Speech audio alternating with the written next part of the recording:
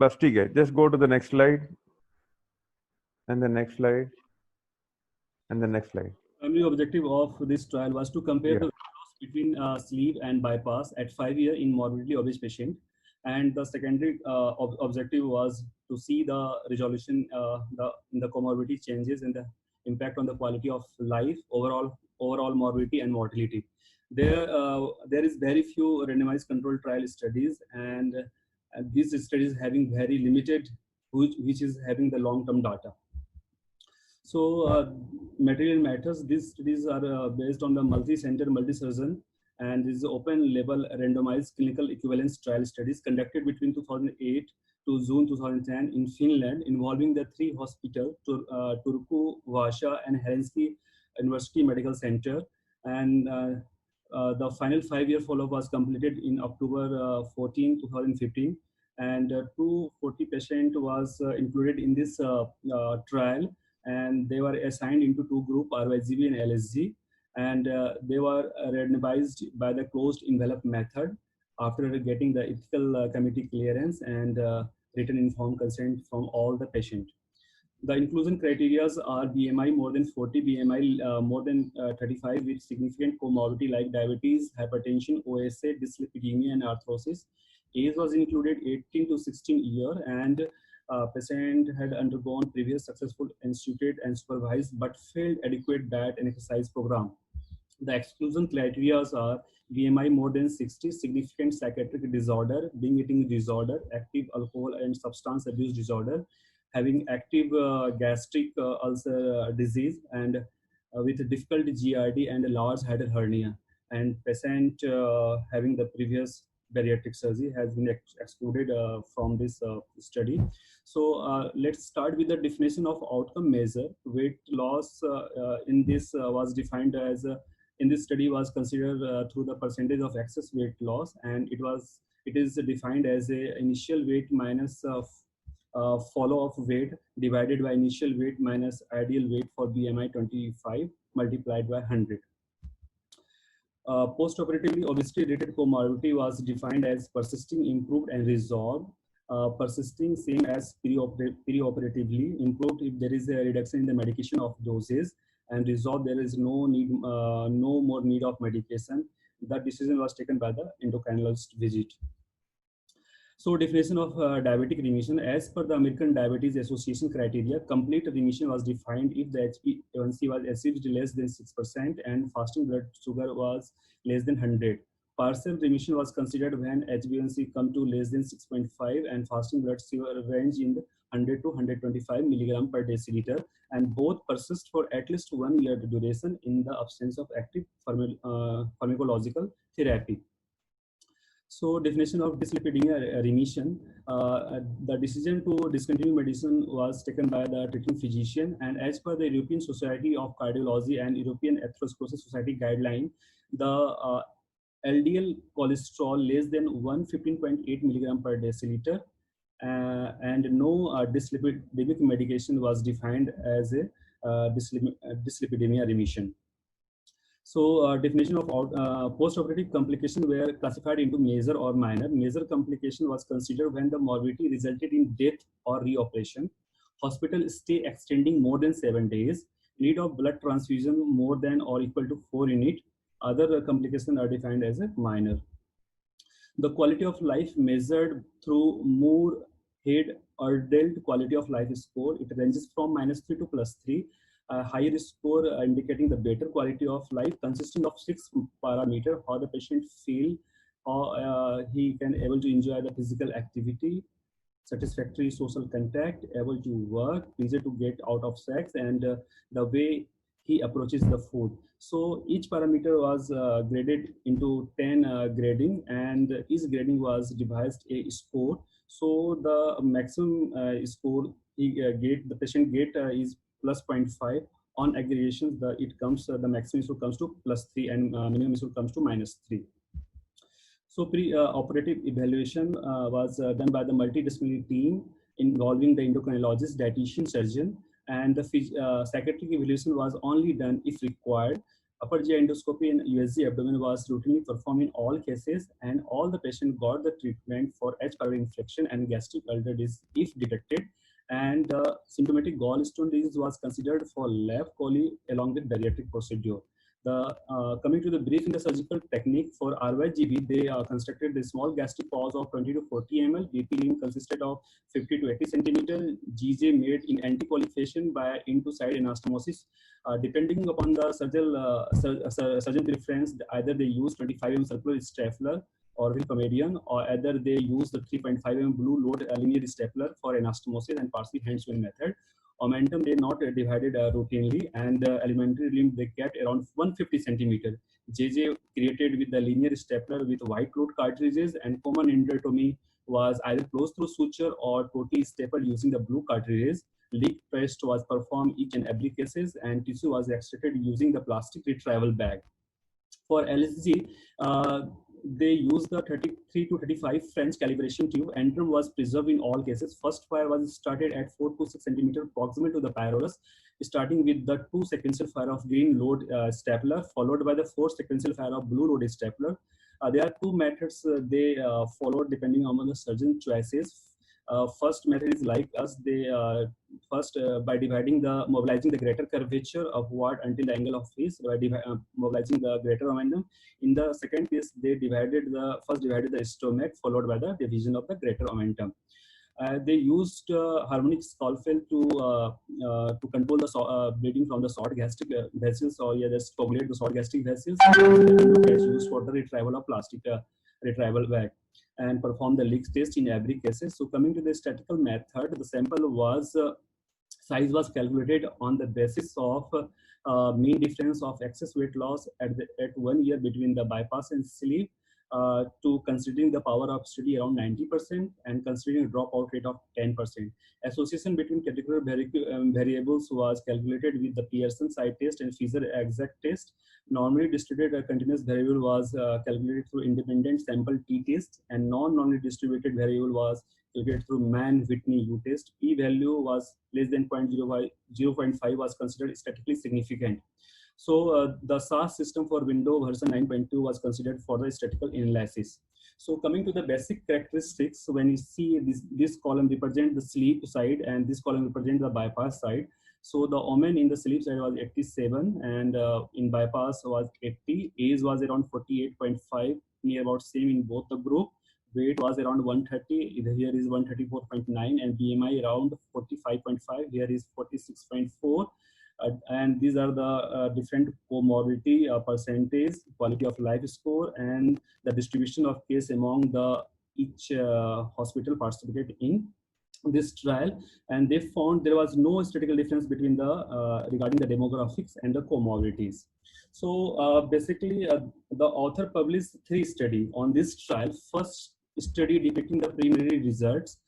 This study showing the 30-day morbidity and mortality in this subset of patients. And second literature they published after the completion of 6 months of follow-up. And the third study, third literature they published after 5-year data consisting of 5-year follow-up. So starting with the first study, having the preliminary result between the sleeve and bypass, published by the same author, published in Surgical Endoscopy Journal in 2012. So these are the flow chart, starting with the RYGB in consisting of 119 patient. 117 was analyzed because 2 patients lost for follow-up at the end of 1 month. In sleep group, starting with the 121 patient, all the patients come for follow-up at the 30-day interval, and they were analyzed for the data. And these are the table representing the minor and complication divided into minor, sleeve minor, bypass minor, sleeve major, and bypass major. So coming to major group, the bleeding is the most common complication in sleeve as well as in bypass as a part of major complications. And when the other complications are, other than bleeding, are intra-abdominal infection, pneumonia, bowel perforations, torsion of enteroanastomosis, outlet obstructions, superficial wound infection, Fokker site pain, and dehydration. So when you look the total percentage, in the minor complication, in the sleeve group it was 7.4%, and in bypass group it was 17.1%. So this table represented data between the two groups. The median operative time was 94 minutes in bypass and 66 minutes in LSG. Median hospital stay was same in both the group. So coming to the minor morbidity in bypass, it is 17.1%, 7.4%, and overall 30-day morbidity was 26.5% in bypass, 13.2% in LSG. Other data regarding mortality, 30-day readmission rate, and reoperations rates are here. And only 3 data are found to be clinically statistically significant: the operative time and regarding the minor morbidity and overall 30-day morbidity. 4 patients in bypass group underwent reoperations. Two were operated, re-laparoscopy was done for the post-operative bleeding. One patient underwent laparotomy for the torsion of JJ, followed by blowout of gastric remnant, and the 4th patient having the severe post-operative bleeding. Initially, the surgeons tried to control through re-laparoscopy, but they converted into final laparotomy was done, but unable to control the bleeding. Finally, the pseudoaneurysm of left gastric artery was controlled through angiographic method. In the sleep group, 3 patients underwent reoperation, all for the post-operative bleeding. 2 underwent re-laparoscopy, and 1 because of severe bleeding, laparotomy was done to control the 3rd one. In the 2 re-laparoscopic group, 1 patient suffered iatrogenic intestinal perforation, which was detected later and was dealt by the laparotomy method by the surgeons group. So coming to the conclusion from the preliminary result, at 30-day analysis versus sleep versus bypass, sleep associated with the shorter operative time and the fewer early minor complications. Coming to the next study, publishing the data of 6-month follow-up. It is a short-term outcome between the sleep and bypass, published in the Scandinavian Journal of Surgery in 2014. So the coming to the flow chart, in the bypass group, 2% in the bypass group, 2 patient was abandoned. During laparoscopy, 1 patient had a severe grade of cirrhosis, so they abandoned this case, and second was found to be unsuitable for general anesthesia. And because of difficult visibility, 1 patient was converted into sleep, and 8% was lost for follow-up. So finally, 11 patient was analyzed in RYGV group, while in sleep group, there was 2 patient lost for follow-up, so 119% was analyzed. So coming to the table showing the complications between the sleeve and bypass, this side minor complication and this side the major complications. So in the bypass, the minor complications are the most common frequent minor complications are dumping and ulcer and stricture at GJ site. In sleep, the minor complication was intra-abdominal infections. Other minor complication was pneumonia, reflex esophagitis, stricture, ketoacidosis, persistent difficulty in eating, persistent trocar site pain, diarrhea, dehydration, recurrent aspiration pneumonia, and incarcerated incisional hernia. In bypass group, under major complication, 1 patient admitted for the severe dehydration and 1 patient admitted for the incarcerated incisional hernia. And in sleep major group, 1 patient come for a recurrent aspiration pneumonia. So when we compare RYGV group different data regarding the mean weight loss, comorbidities, major complication, readmissions rate. So coming to the follow-up, 93% completed follow-up in bypass group, 98% LSG. Mean excess weight loss was 52.9 in bypass and 49.2% LSG. Type 2 diabetes remission was 93.3% in bypass, 84.3% and LSG. So these are the data, but when you see the p-value, so all that are not found to be statistically significant. So the conclusion at the 6-month analysis was there was no statistical difference between sleep versus RYGV in terms of weight loss, comorbidity resolution, and overall morbidity. So coming to the final study, which publishing on the long-term follow-up of this group of patients. This was published in the JAMA, Journal American Medical Association's journal in 2018. So coming to the flow chart, it started with the 121 LSG patient, 7 converted to RYGV because of severe GERD. and 3 converted to study procedure because of inadequate weight loss. 21% lost to follow-up, and 2% died because of unrelated to this surgery or surgical group.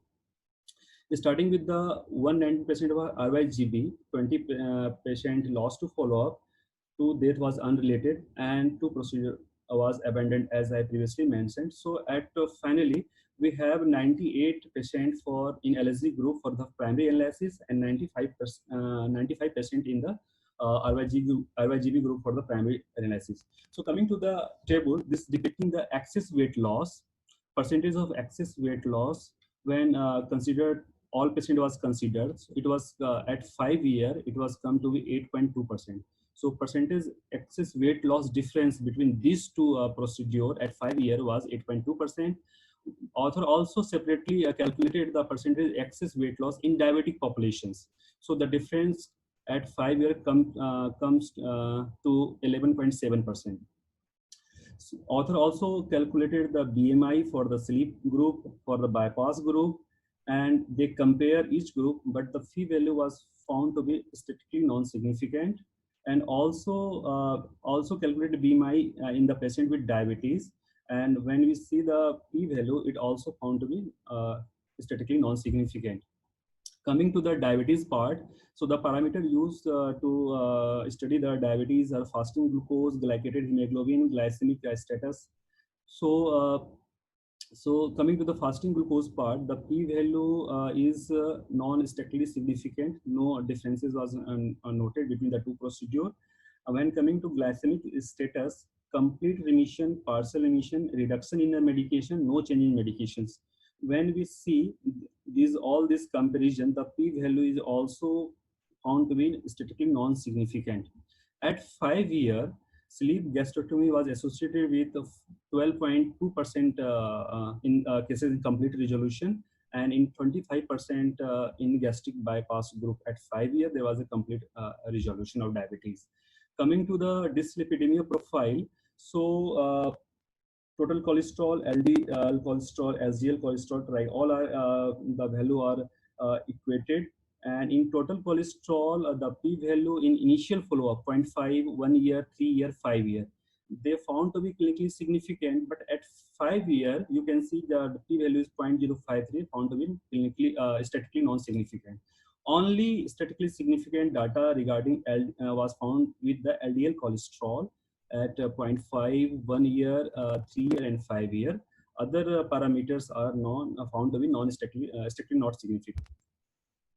Coming to hypertension, in RYGB group, 51% patient discontinued medication, while 29% in LSG, and no improvement occur in 19% of RYGB, and while 35% in LSGB. So this data was found to be statistically significant. Coming to quality of life scoring system, based upon the Mood score, the baseline, the quality of score in RYGB is 0.12, in LSG 0.1. At 5 years, it was found to be 0.76 and 0.85, clinically statistically not significant. So coming to the complications reported for these two procedures, I've already discussed the minor early complication and major early complication, that is within 30 days. Now coming to the late complications after 30 days up to 5 years, minor and major. So in sleep group, there was 11 cases under minor, having the minor complication under GERD. While in RYGB group, 6% having ulcer and stricture at GJ site. In major complication, the sleep was the same. The GERD was the main cause for the major complications. There were 7 cases developed severe GERD, and 17 patients in RYGB group developed internal herniation. So coming to the strength of the study, a large number of patients was enrolled, and long-term follow-up up to 5 years was done. And the patient, more than 80% patient come for turnover at follow-up. And this RCT done with the multi-center, multi-surgeon, and a multi-surgeon trial design. So the study results can be generalized to Hello, am I audible? Study result. Yes, yes, you're audible. Yes, you are audible. Thank you, sir. Study result can be generalized to the routine surgical practices. The limitation of the study was uh, surgeon. When the trial was started in the Finland, the surgeon participated in this trial having limited experience in the bariatric field. However, they are well versed with other laparoscopic procedure. Till the initiation of the study, only 430 bariatric procedure was performed in the Finland. So this was the one of the limitation. Other limitations was there was higher limitation rate in the sleep groups. This is also explained on the basis of the patients in the bariatric field or is in the mid of a learning curve. That could be one reason. And third one is the insufficient information was available for the patient excluded from the study, and 20% patient lost to follow up, and base like diabetes duration data was lacking, which could affect the percentage of resolution of diabetes. So coming to the conclusion, uh, since this RCT is like based upon the equivalence trial, so they defined the range of equivalence. They defined minus 9 to plus 9. So the mean excess body weight loss from this study between bypass and sleeves come to be 8.2. So it seems to be statistically insignificant. So there was no statistical difference between the weight loss between sleeve and bypass, but the confidence interval taken is just passes above and below the range of this equivalence range. So the author concluded that the comparison did not meet the criteria for equivalence in term of percentage excess weight loss at 5 years. Although RYGB compared with LSD was associated with greater percentage of excess weight loss at 5 years, the difference was not statistically significant based upon the pre-specified equivalence margin. The most frequent reason for the reoperation in GRD, however, they have performed routinely endoscopy, but they have no any standardized protocol to standardize the size of hiatus hernia, and they have also not followed the severity risk scoring system of GRD, which can lead to high percentage of GRD cases in sleep category. And there was high percentage, 14.3 percentage, there was the incidence of internal hernia. Already author discussed in surgical technical detail. They routinely not keen to close the mesenteric or Peterson defect that may lead to a high rate of internal herniation rate. So what we can learn from this study, we have to close all the defect. The closure of defect, mesenteric Peterson defect, does not give the immunity to the internal herniation, but definitely reduces the risk of internal herniation. And there should be must be severity scoring system must be followed in cases of GRD. So now coming to the related trial, the one that is very related to this sleep pass trial is SM Boss City trial, published in JAMA in 2018. It is basically Swiss multi-center bypass or sleep study SM Boss trial involving the 4 Swiss bariatric center. They randomized 217 patients into 2 groups, consisting of 107 LSG and 110 patients in RYGV group. The study was conducted between 2007 to November 2011, and follow-up completed between the March 2017. So the primary objective of the study was same, and the secondary objective was same to the previous study. At 5-year follow-up, the data which was found to be clinically significant are gastric reflux remission, gastric reflux worsening, and de novo GRD. Excess BMI loss was calculated in this study and was found to be clinically statistically not significant, because in excess BMI loss was 68.3% in RYGB group and 61% in LSG group. Gastric reflux remission was more with bypass 60.4% and less with the LSG 25.4, statistically significant. Gastric reflux worsening is more with the LSG 31.8% and less with the bypass 6.3%. It is also statistically significant. And de novo incidence of GERD was more with the sleep 31.6% and less with the bypass 10%. Other comorbidity regarding diabetes, hypertension, dyslipidemia, OSA, quality of life score, there was no difference was found. So coming to the comparison of mortality and adverse event in this study. So in the late morbidity group, this column represents sleep, this represent bypass.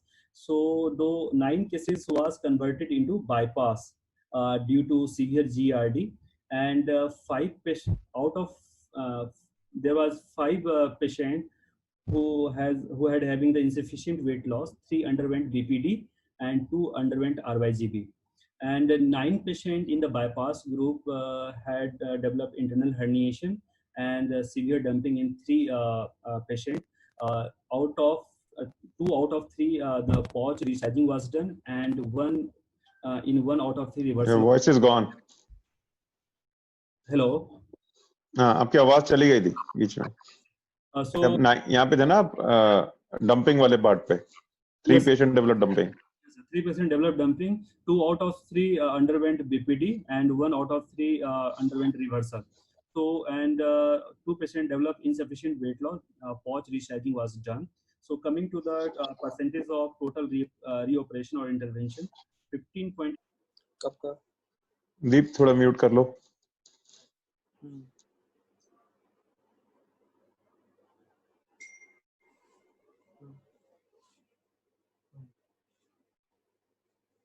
चलो अमरदीप बोलो. Admit कर लो ICU में. Normal ICU में करो. हाँ